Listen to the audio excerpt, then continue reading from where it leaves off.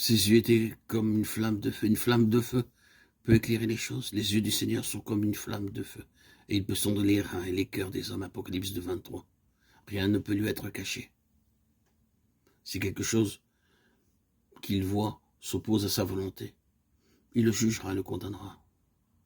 Il est lumière, et il est lui-même l'illumination. Il met en évidence nos péchés, afin que le juste demeure pur et que le méchant aille à la perdition.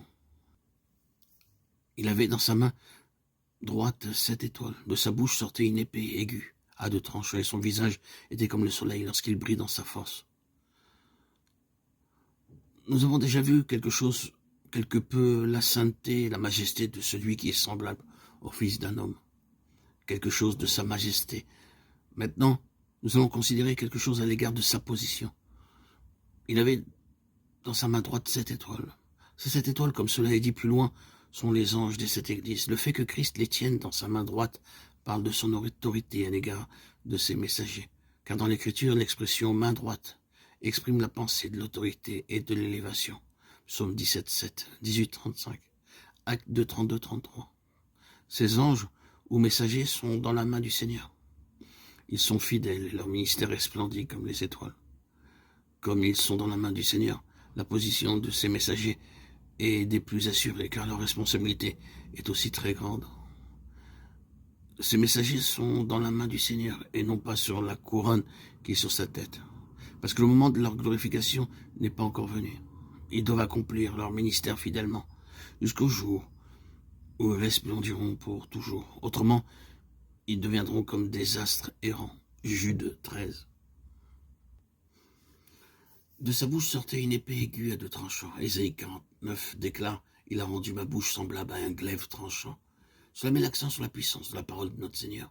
Ces paroles frappent non seulement aujourd'hui la conscience des personnes pour les convaincre de péché, mais elles seront incisives et tranchantes au jour du jugement. Celui qui me rejette et qui me reçoit par mes paroles à son juge, la parole que j'ai annoncée, celle qui le jugera au dernier jour. Jean 12, 48. Nous devons, nous croyants, craindre le Seigneur, car le jugement commencera en fait par la maison de Dieu.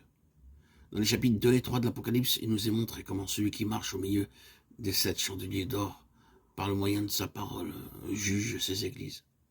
En demandant à Jean d'écrire à l'ange de l'église de Pergame, le Seigneur déclare « Voici ce que dit celui qui a l'épée aiguë à 2 tranchants. Réponds-toi donc, sinon je viendrai à toi.